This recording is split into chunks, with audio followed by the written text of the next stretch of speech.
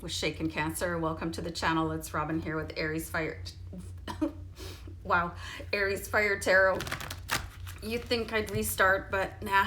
Anyway, guys, yeah, welcome here, and thanks for joining me for your May Wealth and Abundance Tarot card reading. I'm going to be using the Good Tarot to do this reading. What is wrong with me right now? Anyway, we'll just soldier on because I'm an Aries and I'm a soldier.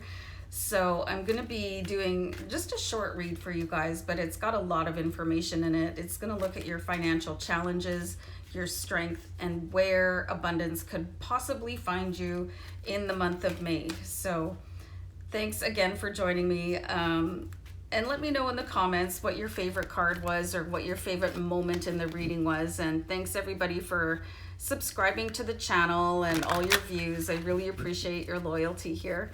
So I'm gonna jump in because this is why I keep my intro short, because I just end up babbling like a lunatic. So let's look at your financial challenge. So we have the King of Fire. So, and I'm getting the word, guys, somebody said that I was being really mean the other day because I was seeing somebody that is kind of leeching off of you, right? And I was like, you know, it's time to sort of put that person into their place. And I wasn't trying to be mean. I was saying it in sort of a protective way for you because we've got the King of Fire here. And the first words I got was like, your heart is bleeding for somebody else. So I'm really, and I've seen this in a couple of your readings, and when I see continued trends for a sign, it's because it's something that's really bothering you guys. You know, and just like, I know what it's like to have somebody in the family that can't take care of themselves, or they refuse to take care of themselves, and then they expect everybody to take care of them. But meanwhile, they're fully capable of doing that. It's just they're lost, right? And for me, I just don't think people can ever find themselves as long as they don't have to. Do you know what I mean? They can never be the hero in their own life if you keep on sweeping in and saving them. So this is where the King of Fire is coming in here. You've got something really tugging at your heart. Something is really sort of exposing your pocketbook to be drained by somebody else, and it could be somebody that has absolutely nothing wrong with them at all, and they just don't want to work, and they just don't want to provide for themselves, or they think that you should be doing everything for them. So, and I'm seeing that still affecting you, so this is going to be a challenge for you financially.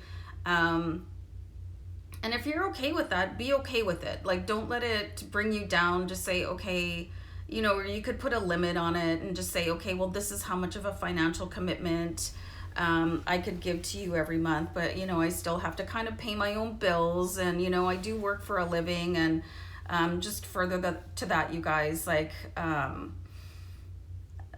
person I was talking about a little bit was my brother, and he just never works, you know, and he's got problems or whatever. But, you know, especially when I was a single mother, and I was at one point working 3 jobs, and my brother was constantly phoning me and saying, well, hey, can you pay for this, and can you pay for that? And I was like, you know, I just don't have anything extra, and if the only reason you're phoning me is because you want something from me or you want money, stop phoning me. So he stopped calling me, and I was like, all right, well, that's not cool. But, and this is sort of what I'm seeing in your life, you know, is where you want to always be the generous one, but I see somebody taking advantage of that generosity, and they know exactly how to pluck your heartstrings. So I don't think it's cool, and I don't want you guys to think that I'm being mean, because I understand what it's like, and I think you're motivated just from, you know, the bottom of your heart to do things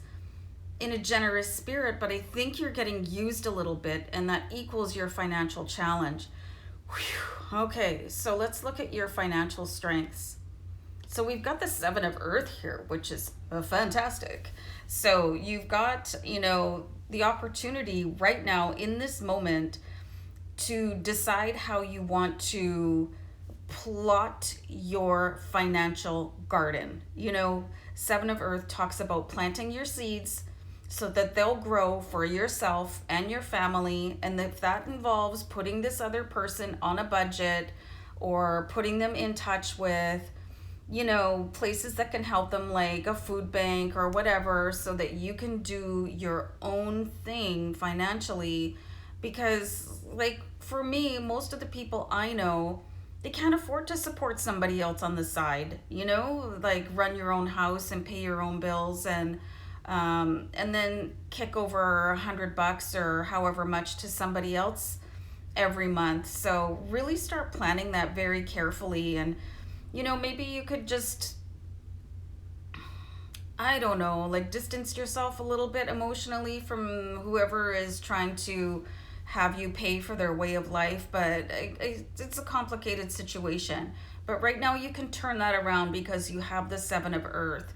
So you could really just take a look at it, you guys, and if you can dial it back or like extricate yourself from the situation, or maybe somebody else in the family can help out or whatever, just to give yourself a little bit of a break, because I honestly think that you guys are stretching yourselves a little too thin to help out somebody else. And I really see that that person could probably at least pick up something. So anyway, where will you find your abundance?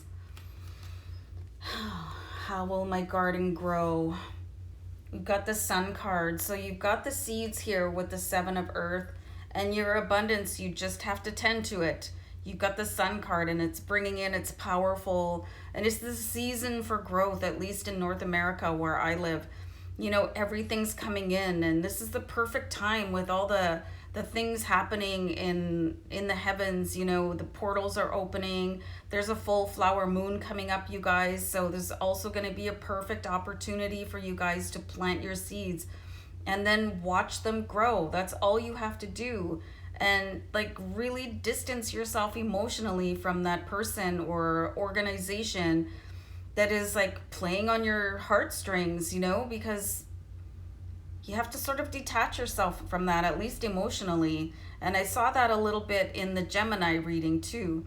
So be careful about what you let people make you feel about their emotionals, their financial situation, because it can be impactful to yours.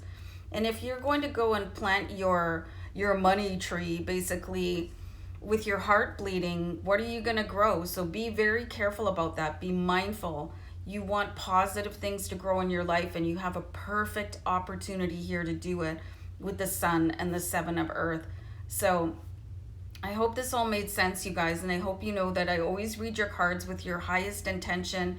And sometimes I see people in your periphery that don't have your best intention at heart, and I'm gonna call it out, you know, and I'm gonna say it like it is. And I hope it does help you. And I do say this with all the love in the bottom of my heart, and I say some of it based on personal experience and how I felt about it. So I'm not trying to ever be mean in the cards, you guys. I'm just seeing where your highest good unfolds. Okay, so yeah, I'm gonna leave it there, you guys, and you know, get planting. Seriously, it's your time. It's your time. You got it. Bye, guys. Bye.